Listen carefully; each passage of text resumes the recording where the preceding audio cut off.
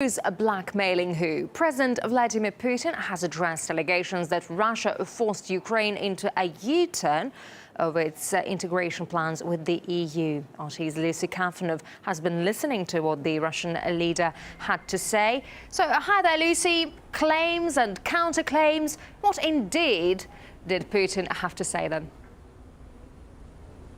Certainly a war of words here in St. Petersburg. Now, we're actually here to cover the high-level economic meeting between Turkey and Russia. The Turkish Prime Minister Tayyip Erdogan is here meeting with President Putin. They had a joint press conference where the Ukraine issue actually did come up in one of the questions. Mr. Putin was actually asked about allegations that came out in reports earlier on Friday, suggesting that the Ukrainian president had spoken to his counterpart, his Lithuanian counterpart, in a phone call in which he brought up Moscow pressure on the Ukraine to scrap plans for participation in this trade pact. Here's how Mr. Putin responded to a question about that. Let's take a listen. I don't know what the Ukrainian president was talking about with his Lithuanian counterpart. Maybe we should ask our American friends about that. But so far, they haven't told us anything.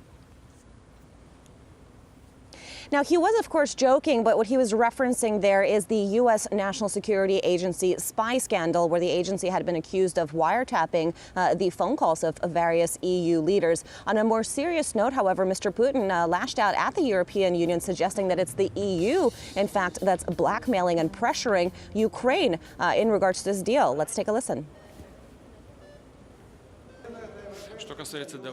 When I heard, and I just found out yesterday, that Ukraine has suspended, not cancelled, but suspended negotiations with the EU and wants to review everything, we heard a threat from the EU to Ukraine, all the way up to organising mass protests. This is pressure and blackmail. Now, Mr. Putin also reiterated Russia's readiness to hold three-way talks with the EU, Ukraine, over trade and the economy. But sticking with the Ukraine and the European Union, Mr. Putin had actually referenced Turkey's long-standing bid for membership in the European Union, which hasn't been successful to date. A 50-year process, he said. He turned to Mr. Erdogan and jokingly basically said that he wanted to get Mr. Erdogan's input on this, since the country had tried for so long to enter the European Union. Mr. Erdogan had entered that, yes, this is a 50-year-old request, and that he wanted to answer with his own request, jokingly saying, asking for Russia to take Turkey into the Shanghai Organization for Cooperation. Pardon me. That's, of course, the six-party economic cooperation agency that Russia is a part of with several other countries, essentially jokingly making a statement about Turkey's inability so far to join the EU. All right. RT's Lucy just did some great reporting there. Lucy, thank you very much indeed. We appreciate it. And to talk more on where Ukraine now finds itself after putting the brakes on EU integration, I'm now joined live by John Lockland from the Institute of Democracy and Cooperation. Mr. Lockland, it's great to see you. So the European Foreign Policy Chief, Catherine Ashton, says Ukraine's U-turn is indeed a major disappointment. Who's the biggest loser here, Ukraine or the EU? The biggest loser is the EU, because the EU has conceived this association agreement, like all the other agreements that it tries to sign with former Eastern European states, as a geopolitical project.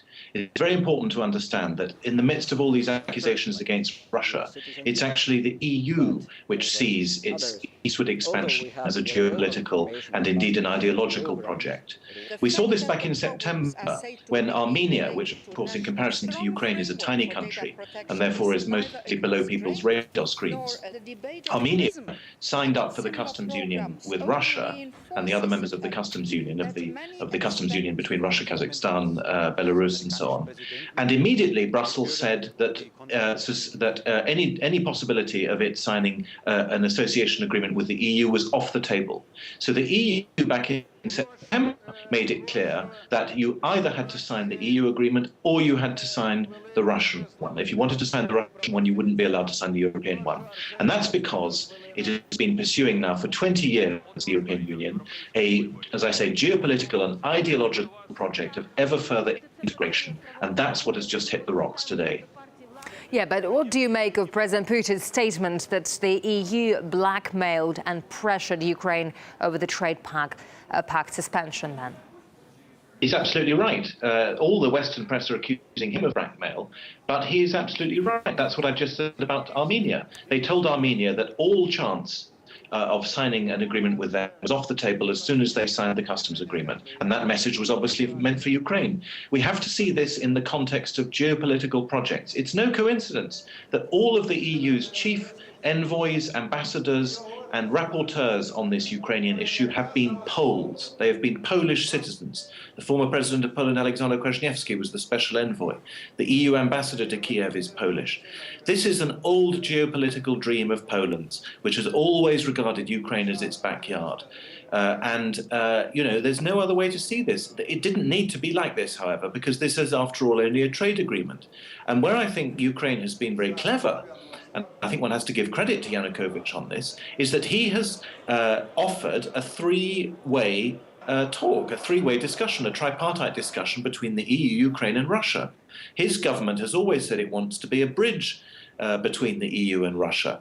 And that eminently reasonable proposal has been angrily rejected by the EU because precisely the geopolitical project consists in forcing Russia as far out of European affairs as possible.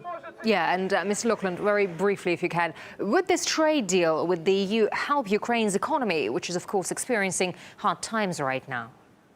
It would have finished it off. It would have been the coup de grace to an economy which is already very weak.